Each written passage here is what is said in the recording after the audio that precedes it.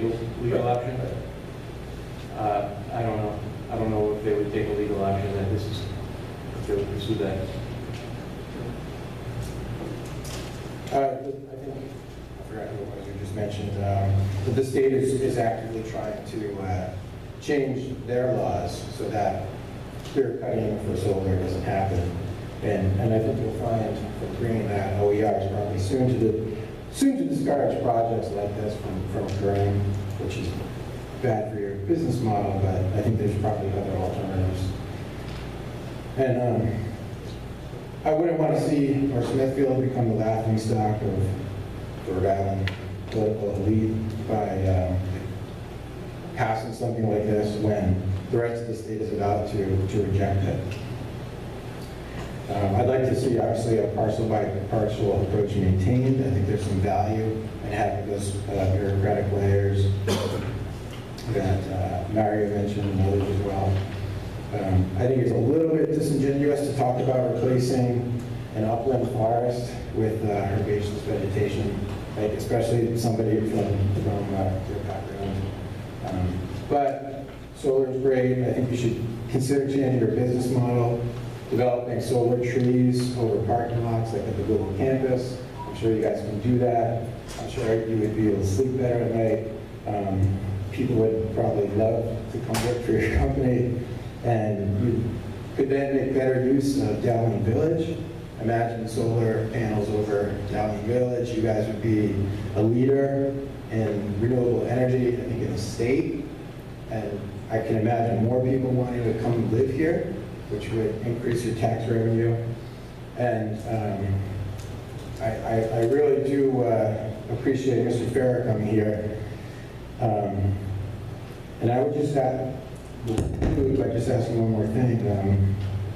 Well, I guess two questions. One is, how much do you want for your property? What'd you say?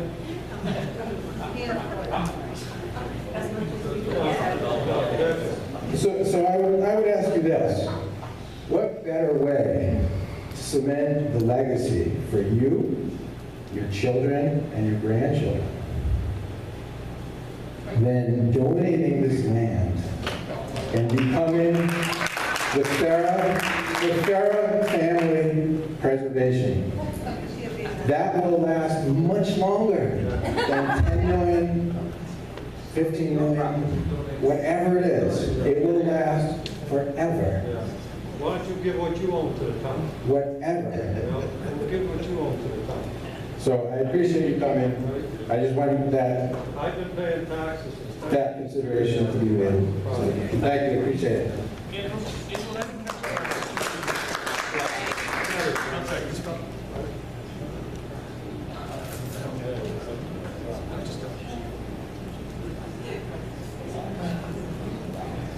All right, so that concludes everybody that is on the list.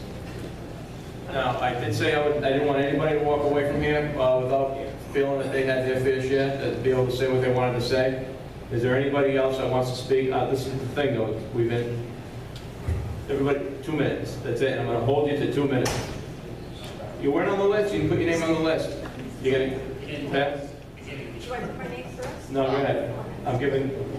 This is freestyle. Yeah. Okay, I wasn't going to speak. I am naturally the owner with him. They did give a lot of concerns I hadn't even thought about. So probably some of those things should be looked into. You know, a few years ago, who knew about solar? This was something we never thought about years ago. We didn't even know it existed. But now I notice there's a lot of panels on people's houses. People are starting to get a little friendlier towards the idea of solar. It is a clean energy. There's actually, I just thought this might be something people might look into. In Florida, there's a town called Babcock. It's near Fort Myers. It actually is totally, it's the first town in the United States that is going to be totally solar. Where they put their solar panels, I couldn't tell you. But I just thought it was a novel idea. I think it's going to get more and more popular because it's clean energy. So that's all I wanted to say. Thank you.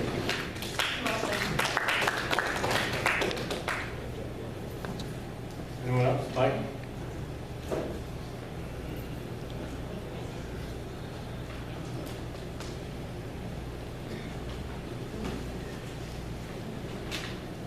Mike Clifford, 489 Black Plain Road. I have a question first. I'm not used to reading ordinances, so I relied on someone else to read it and interpret it for me, and I wanted to see if that was accurate or not. Is the way that this ordinance is written, and speaking of the 80-acre parcels, and it identified the parcels that are actually under consideration for the development of this particular solar farm, does the way this is written allow the developer to purchase the adjoining properties to expand the size of the project without going for any other additional variances or not? It talks about contiguous lots and acquiring contiguous lots.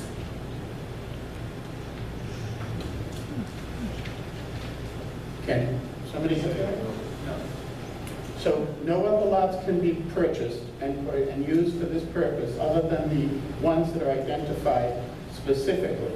Ones that are part of the overlay district. No, I'm not saying part of the overlay district. Didn't you define? Wait, I can't follow this. ask your question, and then after you're done, I'll give him an opportunity. I'm sure you will, John. I'm gonna vent a little here. I feel like you've been biased towards the developer. He's had a chance to rebut every time someone's come up here. You've limited our speech. You haven't No, limited their this is speech. what happened. Let me say something. Yeah. You figured out a way to go last and be able to say everything you want without putting your name on the sheet. Yeah. Okay? Even the gentleman, Mr. Farrer, he had to put his name on the sheet, and he wanted to go last. I don't know I'm gonna be last. Somebody else might raise their hand. I raised my hand as soon as I'm you not said. gonna argue. He wanted to go last, but we said he had to Okay. put his name on the sheet. Okay. Then I'm not knowing the answer to that question. I'd be very concerned if it allows the developer who identified the particular lots where this particular array would be located to purchase other lots that are adjoining to it to make it a contiguous parcel. I know, but anyway, that's a concern because I can see this growing. I was puzzled at the beginning of the meeting when none of you, when we started the slide presentation, even flinched when you saw the numbers. I read the planning board's presentation that was provided by Mr.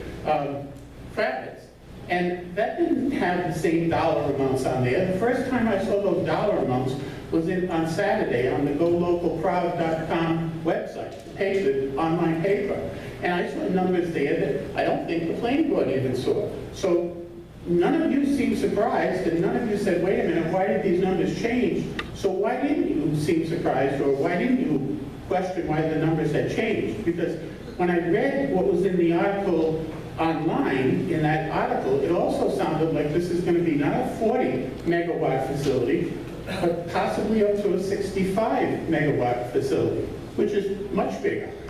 Okay, so the way this has transpired, I'm very leery about it, especially bypassing all the regular boards and going for the shortcut. I think we are on the threshold here, as one of the other speakers spoke and made mention of. Every other community in the state seems to be fighting the very big developments of this nature. And for some reason, I didn't sense from the town itself any concern about something like this and the size of it and magnitude of it. This could be an environmental nightmare in the end. And when I heard tonight, which I didn't understand before, that the surety bond could be waived, or they were going to try to work something about that, that made me sick to my stomach, because now I understand why someone would be paying a lease of $31 million to the property owners, because at the end of the lease, who's going to clean up the mess? In the 1950s, every developer who built a home used lead paint and asbestos on the boilers. Nobody thought that was going to be a problem. Solar technology is a fairly new concept. We don't know what's going to happen over 25 years to those panels and the contaminants and what, as they said, what pesticides are being used. That could be an extremely costly project to clean up. So I concur with what everybody said about the, this needs further review before you just jump. You've told me before, when I've questioned why you relied so heavily on the Municipal Building Review Task Force, and you said, well, we don't have experience in that. So we appointed that committee because they have experience in that field. Well, you have a zoning board that's experienced in this field. You have a planning board that's experienced in this field. You have a conservation commission that's experienced in this field. And you have an ordinance committee. So why isn't this proposal going to them before you take any action and let them provide you with guidelines and input, since you won't even deal with Ken Levine because you say you have a lack of subject matter knowledge? Why would you be so bold as to even try to make a decision on this, which you'd have to be an environmental scientist to fully understand the impact of what you're doing to such an extremely large parcel of land? I mean, I counted more than 200 acres when I looked at the GIS map, but maybe I was off, but it seems to me it's even more than 200 acres. And we're sitting here tonight, and nobody can still say how many acres of trees are going to be cut down. And there is an environmental benefit to trees. I don't care if Ralph wants to develop it and put in 70 houses. School system's population is declining. We have less than 500 kids in the high school right now, or thereabouts 500. You can't run a high school with less than 500 students and provide a quality program. It's not economically feasible to do. Districts with shrinking school populations like that are looking at regionalizing high schools, because you can't run high schools with such low numbers. And since our school committee refuses to consider putting another grade level in that building, it would be, I think, I'm not going to change my position. I'd welcome an influx of students at this point. Mike, you're talking about schools now. Okay, so I guess I would just end by saying I agree with everything that Mr. Thompson said. I think you need to step back, you need to take a deep breath, and you need to farm this out to the other committees in town that are already established for them to review and provide you with information on before you make a decision. And I'm gonna, you kind of went down came down kind of heavy on Mr. Ratko, and he even talked about the contiguous lands and the lot that the town administrator owns at the top. I know I read online actually, because I get a news alert when there's any article about Smithfield, and I know that you asked for an advisory opinion from the Ethics Commission as to whether you had the right to vote on this, and I read the decision, and they said you had the right to vote on it, because you did identify to them that you would have no business dealings with the Pasquale entities. So I would ask that every member of the council, if you're going to vote on this tonight, that you make that same public declaration, and that the administrator make that same public declaration. That none of you will have any dealings either by bidding on jobs that come around for this. Perry is going to put up 200-acre enclosure around fencing. That's going to be a nice contract. So if you're going to bid on that... Those little things are very unnecessary. No, I'm sorry. No, You're planting a little seed, so, they want to put in people's heads. I don't care, John. I don't care what you think. I've seen enough of a lack of transparency in this local government in the last 7 months to know what the signs are. And when nobody flinches, when you see a presentation that has totally different numbers, I would like some reassurances, and I'm not ashamed to ask for it. I'd like everybody to say, no, I'm not going to be bidding on any type of work that this developer will come my way. I'm not interested in selling any land, and I'm not interested in bidding on any projects. I won't be doing it. You did it with the Ethics Commission. All I'm saying is, why don't we all do it? Tommy, I don't think has anything to worry about, because I don't think they're going to put any plumbing up there. There's not going to be any employees. So, All right, we're not going to put everybody on the spot. yeah, last point I want to make, and then I'll shut up. I did listen to Gary on Corford Union last week, and he did make the point that I had discussed with a few people myself. He said, and I like his number, that 5 acres of the commercial development yields between $75,000 and $100,000 in tax dollars. So a 25-acre industrial park on a 500 or 300-acre development could generate more money than this thing is going to generate. It's one of the larger parcels of land that you could do something with, and with a fraction of the land being required, you could generate more money in tax dollars. So I'd ask you to consider that, but definitely, I think this needs further review by all the committees in town, and you should be looking for their input before you make any decisions. Thank you.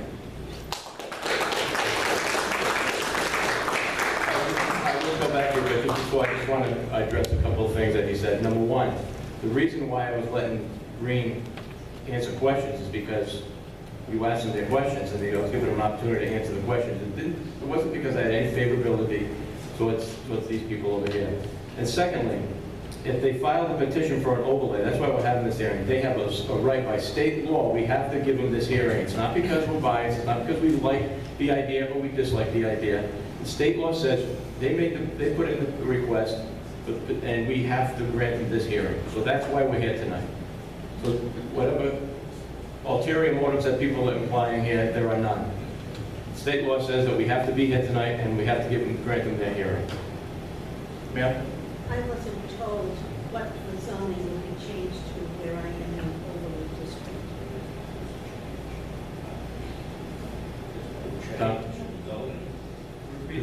The zoning's not going to change. Well, according to the comprehensive plan, I'm in a residential agricultural area. Put in a solar farm, and that's manufacturing. I brought that out. I wanted to know would there be a change in the zoning, and how would that affect my housing density? These are all, we're just hearing what everybody has to say right now. These are all things that we're going to have to try to figure out as we go along, before we make our vote. We're not voting tonight on this. This is the first reading. We're not making, the council's not making a decision tonight. This is the first reading, and we're going to set the date for a second reading, and then we'll have our vote. Well, do you anticipate a change in the zoning because I'm in an overlay No, zone? it's not going to be a change in the zoning. Are you saying you're not going to approve this for a first reading tonight? You just said you're not going to vote on it. I'm not taking questions from the audience. We already made that clear tonight. Well, you are, but they're taking action. You know, I know most of you. As we sat here, everything you said, Mr. Becker, I took into account, and very seriously. My daughter's in that area. Okay? These are your homes.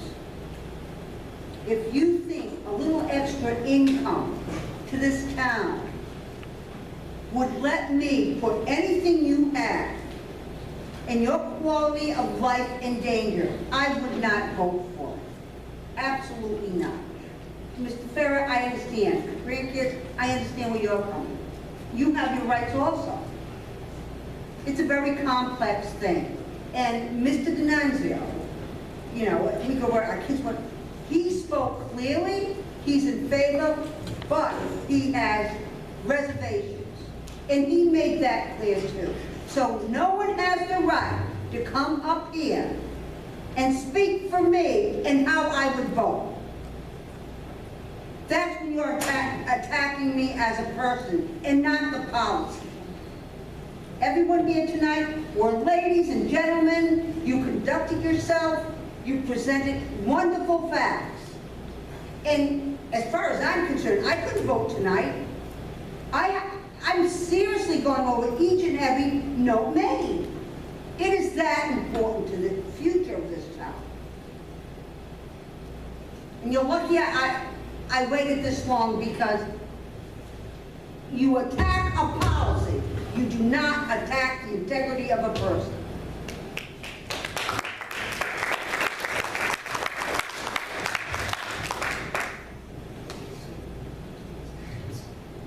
So,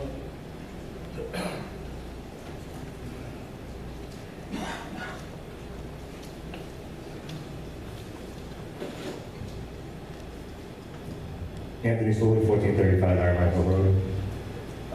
I set up it before, and a lot of things I always took into consideration was landowners' rights.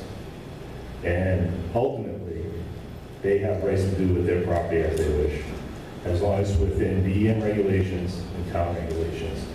Placing an overlay district, I'd much rather, as an abutting property owner, would rather have a solar farm than a manufacturing area. I would rather have that over another residential neighborhood. Vehicles coming in and out, bringing more traffic. I'd rather have something passive, being myself.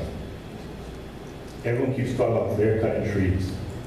There's nothing in the town today stopping us other than BEM regulations from going on our property and cutting down every tree on our property. It's a fact. The Ferrers can go out on their property and cut down every tree. I can go down on my property and cut down every tree. That's not what we're here talking about. We're talking about an overlay district.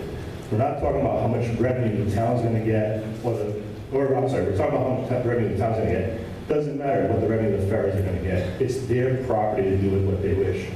That is the fundamental problem I'm listening to today.